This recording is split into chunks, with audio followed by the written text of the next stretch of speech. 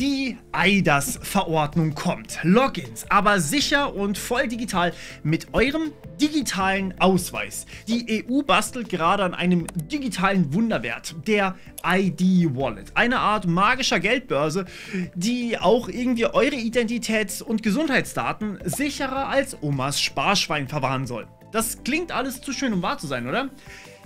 Ist es auch. Die Technologie könnte genutzt werden, um jegliche Kommunikation online abzufangen und zu verändern. Von allen Staaten der EU, ohne dass es wirklich Kontrolle oder irgendwelche Limits darüber gibt. Damit ist das ganze System auch perfekt geeignet für die anstehende Chat-Kontrolle. Diese peinlichen Flirtversuche von gestern Nacht mit Manfred von der Abteilung für Sexting zu teilen, ist nicht gerade die Art von Dreier, die wir uns wünschen. Aber dass die EU-Staaten da Bock drauf haben, das sieht man deutlich. Aber da kommen wir noch dazu. Die ganze Diskussion um die eID, also die elektronische ID, ist wie immer eine geheime Party, zu der wir alle nicht eingeladen waren. Alles findet natürlich hinter verschlossenen Türen statt, während wir draußen warten müssen, wie der letzte Trottel, der vom Türsteher abgewiesen wurde. Und um das Ganze noch spannender zu machen, diese eIDAS-Verordnung ist im EU-Trilog am 8. November schon akzeptiert worden. Und das, obwohl durch einen Leak von drinnen an uns, also die Öffentlichkeit, alles ans Licht kam und auch derbe kritisiert wurde. Experten vom Chaos Computer Club, Professoren aus der ganzen EU, die Linux Foundation und sogar Mozilla und sogar Google haben die EU gewarnt, dass da ein, ich zitiere, Security Risk ahead ist. Und das alles, damit ich mir online mein neues Auto anmelden kann. Komm in die Gruppe. Wir kümmern uns heute um diesen Nebeneffekt der eIDAS-Reform, den ihr mir mindestens 20 Mal zugeschickt habt und was da eigentlich für ein Wirbel drum existiert und warum. Okay, die Hauptbeschwerde des ganzen öffentlichen Briefs. Naja, nichts weniger als ein trojanisches Pferd, das es den ganzen Mitgliedstaaten der EU ermöglichen würde, mit sogenannten Quacks unsere Daten zu schnappen. Quacks sind qualifizierte Website-Authentifizierungszertifikate. Kommen wir gleich dazu. Dieser kleine Artikel in dieser eIDAS-Verordnung zwingt alle Browser und damit übrigens auch mobile Apps, alle Zertifikate zu akzeptieren, die unterhalb dem aktuellen Sicherheitsstandard liegen könnten, was ungefähr so sicher ist wie ein Schloss, das mit Kaugummi zusammengehalten wird. Oder wie die EFF das Ganze beschreibt, es würde unseren Sicherheitsstandard 12 Jahre in die Vergangenheit befördern. Na, großartig. Dazu schauen wir uns aber zunächst mal an, wie eigentlich dieser ganze Website-Shit funktioniert. Was sind denn eigentlich Zertifikate und wieso kann der Staat nicht eigentlich sowieso alles mitlesen, wenn ich auf Pornhub nach German Man Fucks the Whole Internet suche?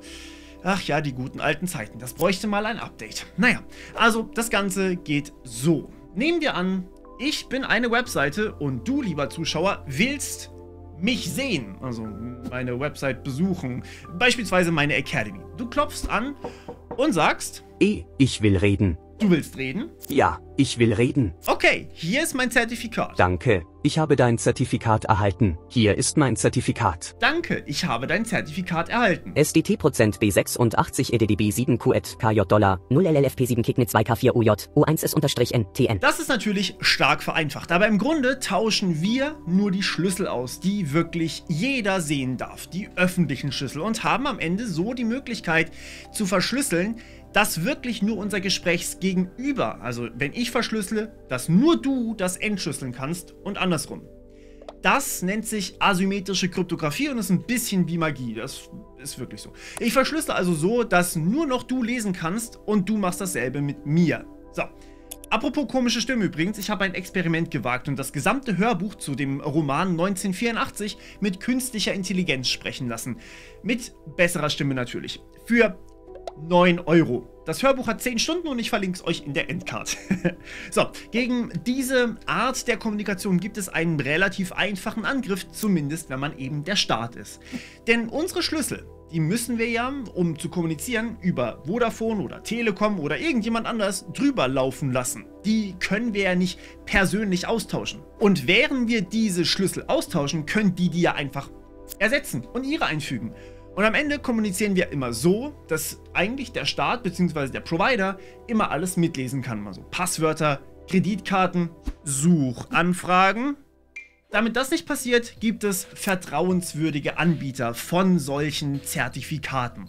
Die packen dann ihre Unterschrift darunter, dass eben das da gerade wirklich das Zertifikat von der Bootstrap Academy ist.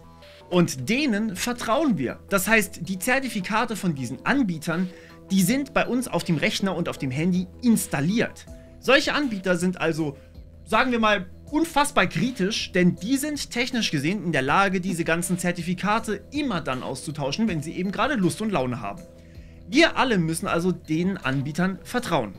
Damit das alles also nicht passiert, haben die meistens einfach gar keinen Zugriff auf unseren Kommunikationsweg, sprich Vodafone oder Telekom geben solche Sachen nicht raus. Und sie werden extrem streng kontrolliert. Das ist eigentlich sowas wie Gewaltenteilung im Internet. So, und gibt man nun diese Macht zurück in staatliche Hände, dann ist das eine Art Freifahrtschein, um Verschlüsselung für den Staat einfach, wann immer sie wollen, aufzubrechen. Und damit natürlich auch in der Lage zu sein, Nachrichten zu lesen, Online-Profile über uns zu erstellen mit all den Daten, die sie haben, alle Daten einfach nach Belieben einzusammeln und damit eigene komische KI-Projekte durchzuführen zum Beispiel. Die Liste ist eigentlich hier recht endlos. So, und das alles wird mit diesen Quacks gemacht. Quacks sind eigentlich Websites, die am Ende eben eines dieser speziellen EU-Zertifikate haben. Das sind Zertifikate, wie immer, nur eben herausgegeben von einem Anbieter von der EU. Wichtig ist aber, Websites sind nicht verpflichtet, Quacks zu werden. Es könnte also alles so bleiben, wie es ist, ob du hier bist und nicht. Das Problem kommt in anderen Facetten. Quacks könnten eine Art Vertrauen symbolisieren. Nur eine Quack sollte besucht werden, alles andere ist ungefiltert, ungeprüft und der ganze böse anarchische Teil des Internets, in dem noch Regel 34 praktiziert wird. Das kann Websites natürlich unter Druck setzen, so ein Zertifikat zu bekommen. Und wenn die dann so ein Zertifikat haben, dann kann der Staat wieder theoretisch alles mitlesen. Und damit besteht natürlich die Angst, dass Quacks plötzlich doch verpflichtend werden, weil die EU-Regeln zum Beispiel ausgeweitet werden. Gibt es eine Regelung, dann wird die ja häufig einfach erweitert und auf Dinge angepasst. Ein Beispiel wäre hier die Chatkontrolle. Dabei geht es darum, dass eine KI über unsere privaten Chats drüber laufen soll und da mal reinguckt, ob da vielleicht illegale Materialien drin wären. Und das umzusetzen wäre mit Quacks so unfassbar einfach. Man müsste einfach jede Chat-Applikation in der EU verpflichten, eine Quack zu werden. Fertig. Schon kann der Staat alles mitlesen und staatlich prüfen. Außerdem muss diese Funktion, Quacks zu akzeptieren, in jeden Browser eingebaut werden. Das wurde so beschlossen. Browser meint damit wie gesagt auch Android oder iOS. Alle Apps, die mit dem Internet kommunizieren, nutzen nämlich auch Zertifikate. Der große Problempunkt dabei ist, jeder Browser muss diese Quacks akzeptieren, auch wenn die einen Sicherheitsstandard von 1995 nutzen. Kein Browser darf bei einer Quack Nein sagen. Damit kann man effektiv als Quack die Sicherheit seines Nutzers einfach herabstufen auf 1995. Alles in allem ist das also im besten Fall eine dumme Richtlinie, die Sicherheitsmaßnahmen in Browsern und Systemen außer Kraft setzt, die es zu guten Gründen gibt. Im schlechtesten Fall aber kann das ganze System von Hackern oder auch Staaten massiv missbraucht werden, die es vielleicht nicht ganz so genau nehmen mit der Demokratie. Es könnte also problemlos erweitert werden und da tut sich die Frage auf, was zum Geier sucht so eine Verordnung eigentlich in der eIDAS-Reform? eIDAS bedeutet digitaler Ausweis. Hier geht es um Websites. Das hat nichts miteinander zu tun. Denn in der Ankündigung und den öffentlichen Dokumenten war auch nie die Rede von irgendwelchen Website-Zertifikaten. Sagen wir, es gibt ein gewisses Misstrauen, warum mit so einer Verordnung so immens intransparent umgegangen wird. Dazu kommt sogar noch, dass die Instanz, die all diese Verwaltung macht, also die Zertifikate für Quacks ausstellt, das ist das Etsy. Nein, nicht die von der TV-Werbung, auf der man urheberrechtlich problematische Dinge zuhauf findet, mit I am Ende. Das Europäische Institut für Telekommunikationsnormen, kurz Etsy, hat eine gewisse Vergangenheit und auch Gegenwart mit teilweise sehr problematischen Sicherheitsstandards.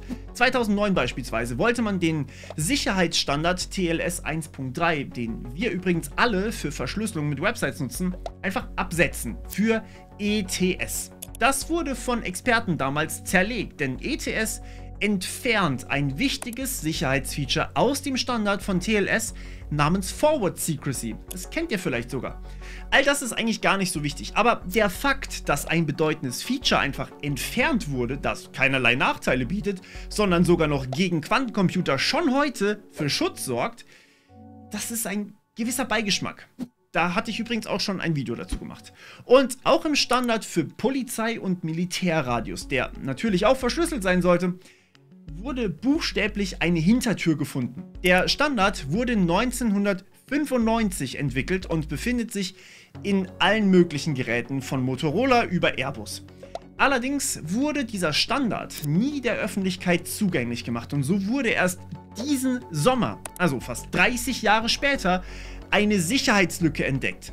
Wäre das Ganze öffentlich gewesen, dann hätten da mehrere Leute drüber gucken können und es hätte wahrscheinlich nicht so lange gedauert. Und auch der Verschlüsselungsalgorithmus aus den 1990ern für mobile Telefone wurde vom ETSI entwickelt und nicht veröffentlicht. 2021, also in diesem Fall über 30 Jahre später, haben Forscher der Ruhr-Universität Bochum eine Sicherheitslücke gefunden, die, ich zitiere, sehr unwahrscheinlich durch einen Unfall erstellt wurde, also wahrscheinlich Absicht war. Achso, und übrigens, es gibt eine wortwörtliche Arbeitsgruppe des ETSI, die einen Standard entwickelt, der sich mit rechtmäßiger Überwachung und Aufbewahrung von Daten für Strafverfolgung beschäftigt. Also zusammengefasst, Browser werden zu schwächeren Sicherheitsstandards gezwungen von einer Institution, die eine gewisse Geschichte mit staatlicher Überwachung hat und das möglichst unauffällig in einer Verordnung, wo es eigentlich um unseren digitalen Ausweis gehen sollte. Ist klar. Vermutlich möchte man einfach mit anderen Staaten gleichziehen, die dieses absolut demokratische Werkzeug schon längst nutzen. Iran zum Beispiel praktiziert das Ganze aktiv. Oder China. Oder Kasachstan. Aber lasst uns noch einen ganz kurzen Blick auf den eigentlichen Ausweis werfen, denn auch dabei gibt es einiges an Kritik in dem Artikel 6 der eIDAS-Reform. Aktuell sieht der Verordnungsentwurf vor, dass Relying Parties aus der ID-Wallet Daten verknüpfen oder nachverfolgen können.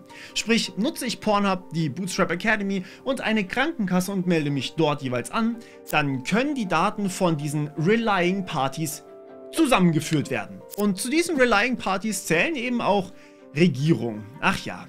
Dadurch wird Profiling natürlich ziemlich gut möglich, teils sogar, wenn die Inhaber, sprich ich, dem Ganzen über ihren Ausweis nicht mal zugestimmt haben.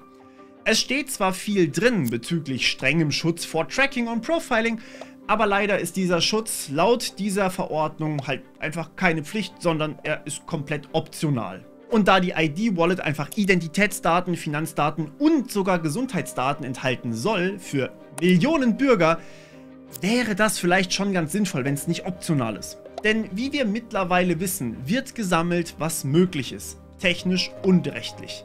Experten sehen auch im Konzept Ausweis im Internet insgesamt ein Problem. Es ist ein leichtes zu sagen, Websites für Erwachsene, Spiele ab 18, da müssen wir uns ausweisen. Das wäre natürlich erstmal einfach nicht angenehm, aber vielleicht noch verständlich. Aber wo hören wir auf? Was, wenn YouTube auf einmal sich entscheidet, Bots eindämmen zu wollen und deshalb einfach basierend auf der ID Menschen von der Plattform aussperrt, wenn sie ein schlechtes Kommentar zum Beispiel geschrieben haben? Dazu brauchen sie dann auch eine ID. Was, wenn Online-Spiele dann einfach sagen, ey, wir wollen uns nicht mit dem Schutz von Minderjährigen rumschlagen, also Ausweis her, unser Game ist ab 18. Nicht nur wird es immer normaler, es würde auch immer häufiger werden und immer mehr Websites hätten unsere Identität, die natürlich auch verknüpft werden kann.